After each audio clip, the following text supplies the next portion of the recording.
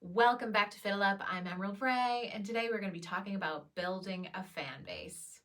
Now, building a fan base is something that every artist slash band has to do at some point. There's no getting out of it. Everybody has had zero fans at some point. Even people who were seemingly born famous, had to work for it. Everybody's had to busk at some point. So even if you didn't see it, everybody's had to put the work into fan base building and creating relationships with people. And it's a lot of work. It's very time consuming, and it requires a lot of thought and care, and it requires a lot of time as well. There's many people who are famous who were working on that for a long time before you heard of them, whether you know it or not. So yeah, it's one of those things that seems like it just happens, and it doesn't. I will tell you, and I will tell you how to do it as well, how to get started. If you have no fans at this point, then this is the video for you. And so, in this era of social media, it's actually really easy to start building a fan base. In fact, if you have a Facebook page and have posted some of your music on your Facebook page, you've already started building your fan base already. So, it's not that hard to get started because we all have those kind of profiles these days. If you don't have a business profile yet and all that stuff, then don't worry. You can always slowly transition over to doing things like that, and just take your time with it and have some fun with it. The thing about building your fan base is you have to think of it as creating your own community and relationship building and reaching out to people and try to authentically communicate with them. And so the whole kind of tightrope walk that you have to do as an artist is the fact that we do have an ulterior motive of, like, we want to create this group of people who, we want to buy our stuff. Obviously, that's kind of the whole point of it. But you also, want to make sure that you're delivering them an authentic product. And I almost feel like the word authentic is kind of a little overused these days. So I'll explain what I mean. You want to make sure that you're delivering you're the best of yourself, your own personal version of excellence, whatever that is.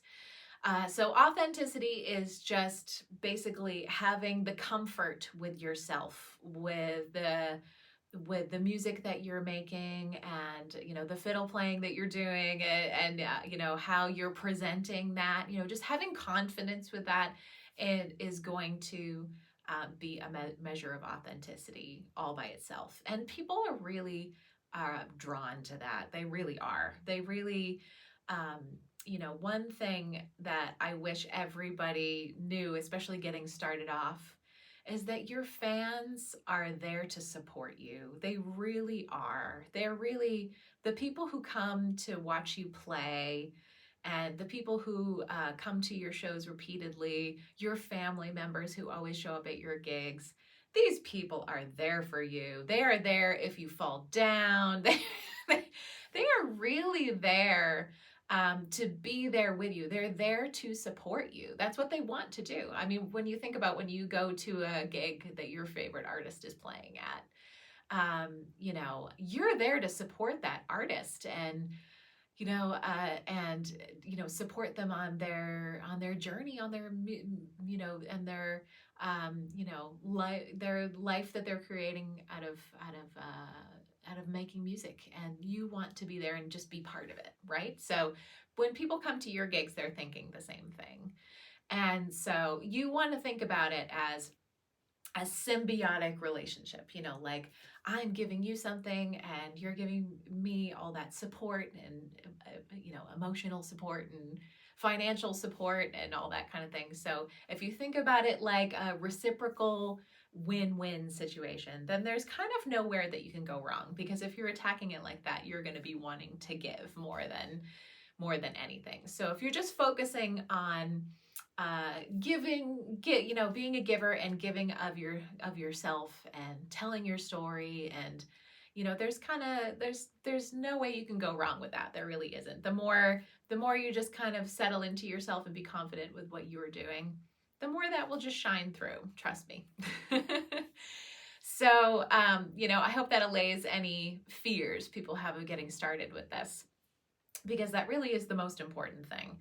We could talk all day about how to set up an Instagram page and da da da da da da da, but honestly, that's less important than the message that you're communicating and the type of content that you're putting out. So in terms of getting started, let's talk about social media. So there's all different kinds of social media, and you don't have to do them all. I think it's good to have an account on each one, but if you're like, I really hate this one, it's really a drag, I don't like, what you have to do for this one, but I really love this one, then focus on that one. Like, if you really love long form content, then YouTube is for you. Just, get on YouTube once a week or every day, or, whatever your schedule is, and just enjoy that. Do that. Build your fan base right there, and use the other ones to send your people to the YouTube. If you really love short TikToks, then do TikTok all the way, or Instagram, or whatever the little short form videos are, where, because they're all doing them now, but you know what I mean. Just if you really love doing those little teensy weensy teeny weeny ones, then do those, and use the other social platforms to send people to that other one. So, and social media is changing all the time, but nobody can keep up with it, and being good at social media requires kind of being on social media all the time and seeing what everybody else is doing, which is not something we necessarily all want to do. So just, having a good relationship with it, looking at it like it's a useful tool that you can use to build your fan base is a good way to go. But don't get overwhelmed. Don't spend too much time on it. Like, just kind of try to focus on what your music is and what you want to present, and just have some fun with it, and see where that goes. And you'll find, some things work better than others, and you can keep doing the things that work and not do the things that don't work. But if you see the people who are really successful on social media, they're trying all the things. They're trying all the trends all the time. They're jumping on this trend.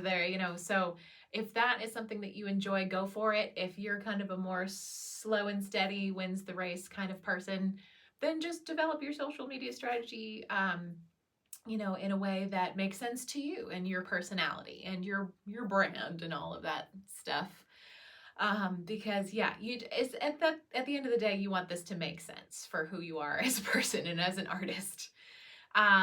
So social media, I would just say go with your gut on a lot of this stuff, and just be consistent. Just try to put stuff out in a schedule as much as you can. It's really hard for artists to do that. I have to say, I really admire the people who are like, every Friday I put out my video.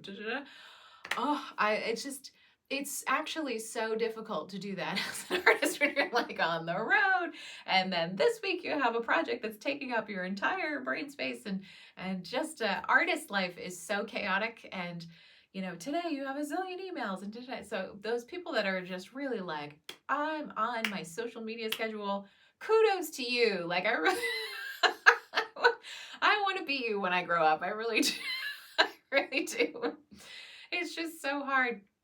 But if having a regular schedule is not your talent, like it's not my talent, then I just take it easy on myself, because it's just it's just harder for me, and that's okay. I'm only one person over here. There's only one Emerald Ray, and Emerald Ray has to juggle all the balls in the air. So if I'm not getting to one thing one week, I just gotta chill out and just focus on what I'm doing, and make sure I'm doing the best thing I can do on this video that I'm making right now. It's kind of my ethos. So we have social media. You can also use email. So if you've collected some emails from your fans at your shows, well, obviously, if you're playing shows all over the place, you're building a fan base that way, by word of mouth. So if you're out gigging around and playing some places, even if you're just playing at locals in your area, that's totally fine. You're building up your local fan base. That's great. So a good way to build up your email base is to have a good old-fashioned email list. And you can do this by having a little clipboard or a notebook or something like that with a little pen attached to it. And when you're playing your show, you can just hand that out. Just, get somebody to pass it around. When people are buying a ticket into the show, you can ask them to have somebody ask them to sign the mailing list. When people are buying your merchandise, make sure they sign the mailing list for sure. And then you'll start to accrue, a mailing list of people who really want to be on your mailing list, which is always a good thing, rather than dumping all your email contacts in there. If you have those organically generated people that actually wrote their email down for you on a piece of paper, that is the best way for sure. And so once a month is good for email, unless you're doing some kind of Kickstarter campaign or something like that, crowdfunding, which, you might email a little bit more during that time. You definitely want to stick to once a month, maybe twice a month. Definitely, once a week is too much. I know there are artists who send out stuff once a week, but I think in general that's considered to be too much. It depends on what you're sending out. If you're sending out, new stuff all the time that people really want to be clued in, people want to have you in their inbox on a weekly basis, then that's cool. But in general in music, once a month from the artist mailing list is good. That's good to go there. So and so once you have your email list and your social media, and you have your friends and family pile that you can call when you get a gig downtown, or when you happen to be in Boise, Idaho, or all that kind of thing, then you have your crew. These are your people. They're your peeps. They're there to support you, like I said, and you can just keep continuing to grow that base, and it will keep expanding over time, just slowly but surely, if you just are disciplined on making sure you reach out to people and connect, and are putting good stuff on social media, and are sending out emails on a regular basis, or collecting those emails.